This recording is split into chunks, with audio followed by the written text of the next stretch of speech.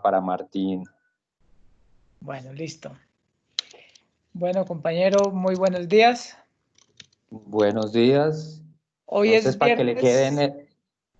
sí, para que le quede en el audio, entonces doy mi autorización para que quede grabado en video y en audio y las necesidades de distribución que tenga Martín de la conversación que vamos a tener por este medio. Gracias, Martín. Siga su merced. Bueno, Choa Neke. Showe, Moashon Shone, mi isi Shoskwa. Un Ipkua. saludo de bienestar, un abrazo y continuamos. Bueno, hoy es viernes 19 de junio de 2020. Son las 10:05 de la mañana. Mi nombre es Ulvio Martín Ayala, estudiante del curso de Sociología Ambiental del programa de Ingeniería Ambiental UNAD. En este momento realizamos una entrevista al compañero Héctor Lorenzana, alguacil menor del Cabildo Muisca de Suba. La entrevista trata sobre los conflictos socioambientales que hay en Suba y escoger uno en particular. Se deben relacionar los factores asociados al conflicto como las relaciones de poder y la interpretación del conflicto por parte de sus actores. Entonces, antes de comenzar formalmente la entrevista, nos gustaría saber, compañero, su merced, cómo surge, cómo llega a la comunidad muisca, cómo es una breve reseña de su trayectoria. ¿Cómo llego a la comunidad muisca? Pues eso sí ya es de linaje, eso es sangre milenaria ancestral que llega hacia mí. Yo la heredo desde la línea materna. Mi madre pues es nacida en Suba, de un padre que es nacido también en Suba, mi abuelo, y él de una madre también nacida en Suba. Cuando llega el censo y la disolución de los resguardos, se hace un levantamiento de las familias originarias en el territorio y de allí pues procede mi bisabuela, María Germana Caita, es la madre de mi abuelo, Juan Alberto Lorenzana Caita, y de ahí mi madre, Ana Isabel Lorenzana Echeverry, y yo, Héctor Henry Lorenzana. Eso es todo los últimos 150 años de historia de conexión con el territorio de Suba, y antes de mi abuela, pues innumerables tiempos que todavía no están definidos dentro de las leyes europeizantes y toda esa documentación, pues porque la cultura era totalmente diferente. Y después, pues yo crezco siempre en Suba, estudio desde mi escuela, mi bachillerato, después voy a estudiar a otras partes en Colombia y mi formación es como administrador agropecuario, he tenido algunas formaciones en otras ciencias y a raíz de eso siempre he estado vinculado mi visión con la tierra, con el fortalecimiento de lo que es mi cultura, porque yo provengo de líneas de agricultores y me motivó siempre valorar eso. Ya en este momento Suba, al pasar a ser una incorporación de un territorio muisca, después un municipio y ahora parte de la ciudad de Bogotá, perdió mucho de toda esa potencialidad de sector agrícola y de las tierras maravillosas y poderosas para el forjar de la semilla. Entonces, como yo he visto ese cambio en solamente los últimos 40 años, me doy cuenta de cómo tan rápidamente se transforma un territorio y se le hace daño, pues yo llego al cabildo cuando empiezo a ver pues que lo poquito natural, verde, de potencial agrícola y ambiental, entra en juego, entra en otras relaciones de poder, y entonces empiezo a hacer defensas de lo que es la Reserva Forestal del Norte. Es un territorio que, si bien en este momento no es un consolidado ya como una reserva, lo que se respeta ahí es que existe un enorme potencial para crear una reserva que conecte todas las raíces del territorio. Esa área puede conectar del río Bogotá hacia los cerros, y los cerros son los que conectan con toda la cadena de páramos que rodean a Bogotá, y por el otro lado, pues el río. Entonces es un círculo espiral de la vida. En el caso de no poderse respetar eso, queda totalmente cortado, interrumpido muchos ciclos ancestrales y espirituales de unidad con el territorio.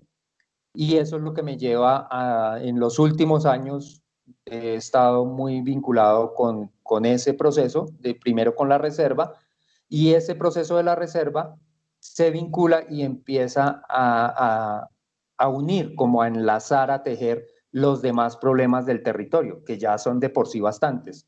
Solamente que yo llego por ese lado, pero ya empiezo a darme cuenta de que existen otros más, como la afectación a los humedales, como que no es solamente la reserva, sino que ahí queda también una parte rural que hay que preservar, un pedacito del área, lo que sería la reserva, pero queda otra parte que es de un inmenso potencial agrícola, que también está en juego ahí con fuerzas de poder, con otras visiones de construir el territorio, que no son las mías.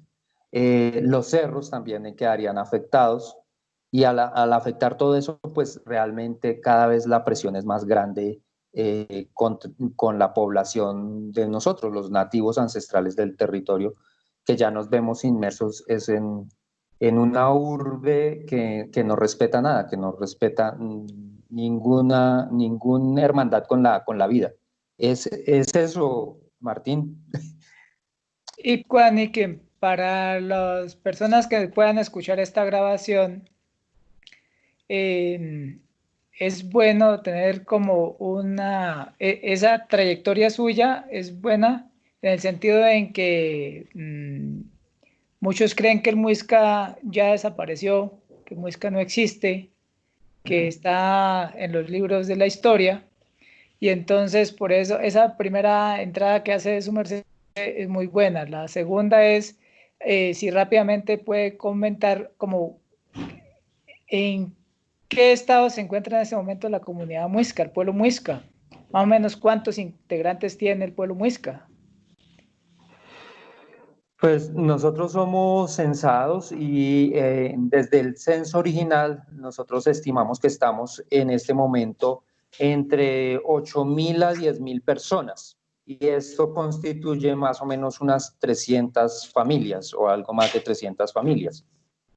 Eh, lo que sucede es que pues nosotros estamos fuertemente afectados culturalmente al ser la capital de Colombia. Entonces, no todas las personas están permanentemente activas en el cabildo por las dinámicas de ciudad en las que nosotros estamos inmersos.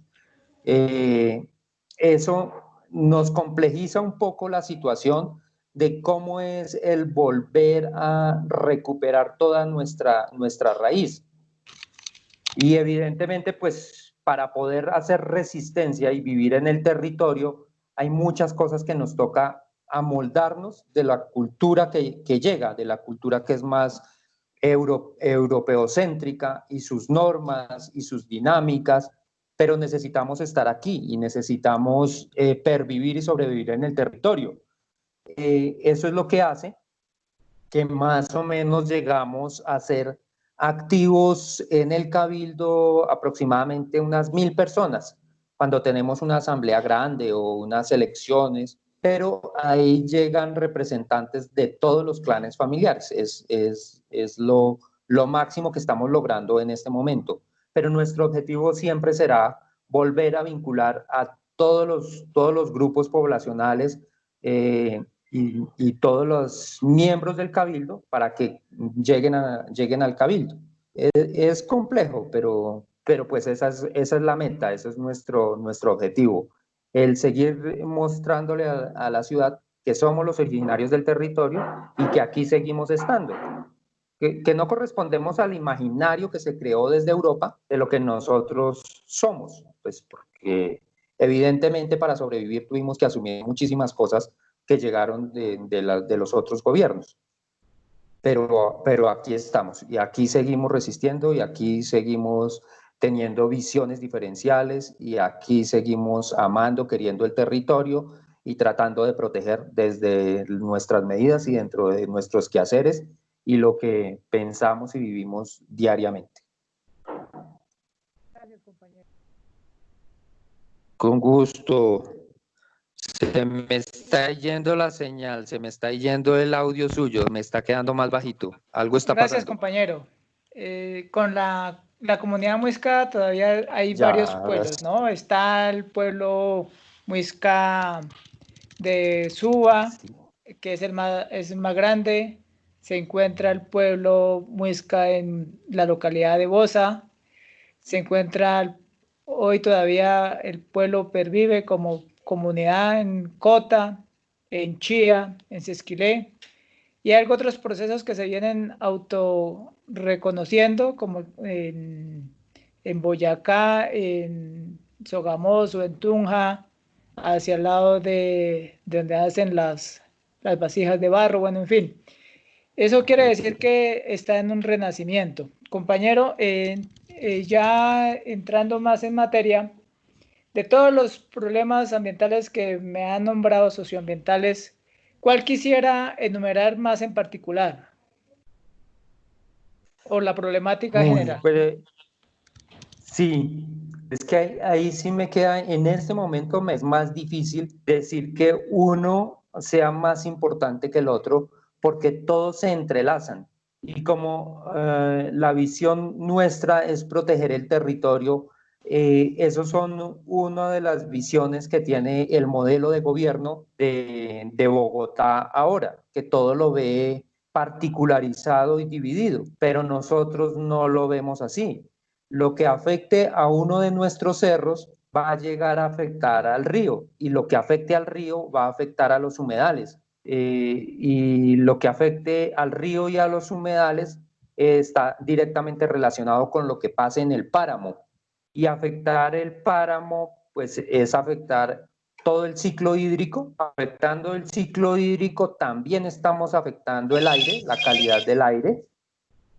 Entonces, es muy diferente la visión que podamos tener desde una concepción del Muisca a lo que puede tener el resto de la ciudad, que lo ve por problema particularizado.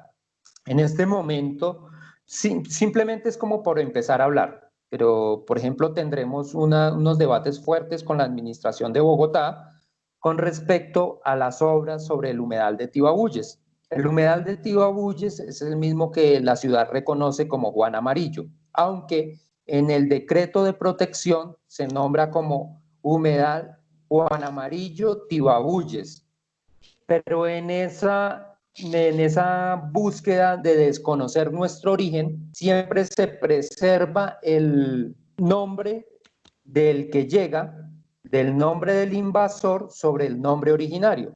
Por eso todo el mundo lo nombra como humedal Juan Amarillo. Se les olvida que les falta el otro pedacito, que es el Tibabuyes, que es el que deriva de nuestra raíz natural. Entonces, si quisiéramos empezar mínimamente a armonizar, lo que podríamos llamar es a las cosas por el nombre completo. Si ya somos dos culturas que vamos a vivir en el futuro acá, el mínimo respeto es que nombraran el humedal Juan Amarillo Tibabuyes, para que podamos tener las dos visiones de lo que es un humedal. Y por eso es que está en choque la visión que tienen ellos con la que tenemos nosotros. Para nosotros es una fuente de vida, es un útero materno, es una chupcua, todo humedal para nosotros es una chupcua, y pues esa es la fuente de la vida. Entonces, cualquier especie que haya allí es para protegerla, desde las especies microscópicas que pueden estar disueltas en el agua hasta las macroespecies e incluso el humano. Todas están absolutamente relacionadas y todas tienen que ver con el humedal. Pero en esta visión, el humedal simplemente es visto como un parque, como un sitio o para construir recreación o para construir paisajismo, desde la visión paisajista europeo, que todo tiene que ser estético, a la visión de construcción, a la visión de ingeniería. No, ahí no entra en juego las visiones de la vida, sino solamente lo que ellos promueven como la estética y lo funcional. Y nosotros pues empezamos a decir, no solamente es eso, sino eso es una fuente de vida que requiere otro tipo de protección. Entonces hablamos como unas áreas, tuvimos que aceptar esas medidas, un Muisca no lo vería como una zampa, la zona de manejo y protección ambiental, y que estuviera delimitada por X cantidad de metros, no lo vería así. Sin embargo, lo aceptamos mínimamente para que se proteja la ronda del agua, la ronda hídrica que llama desde la técnica. Pero ahora ni tan siquiera eso se respeta. Está en la normativa, pero en una zona donde no se permitiría construcciones, endurecimientos, ciclorrutas, ni puentes para conducir una vía con la vía del otro costado, pasando sobre el humedal, eso no se respeta. Entonces tenemos por lo menos 5 proyectos de afectaciones viales en el humedal y otros que vienen a futuro con el diseño de ciudad y con los nuevos modelos de movilidad que entran en disputa contra lo que es un área protegida. Eso está pasando en este momento con el humedal y es gravísimo, pero también está pasando con el cerro. El humedal está directamente relacionado al cerro porque pese a que en este momento la ciudad haya cortado las quebradas, que eran la fuente natural que alimentaba el humedal, naciendo desde el cerro, llegando al humedal y el humedal buscando el río Bogotá, pues en este momento todo eso está fracturado, pero quedan unos pequeños espacios verdes que serían de conectividad entre el cerro con el humedal. Y allí se pretenden construir parques de la felicidad, como los llaman ahora, que son grandes construcciones tipo edificaciones muy altas que casi tienen que quitar medio cerro para darle las bases de estructura para todo lo que allí se contempla hacer. Entonces, destruye el cerro y a la vez el humedal. Uy, se me perdió Disculpe. la conexión, Martín. Hay algo que está en el audio. Aló, hola. Quedó quieto el video. ¿Ya? Sí. Hola. Hola. ¿Sería allá? ¿Sería acá? Hola.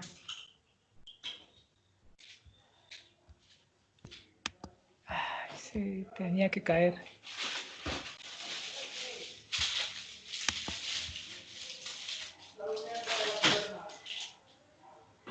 Bueno, entonces esta primera parte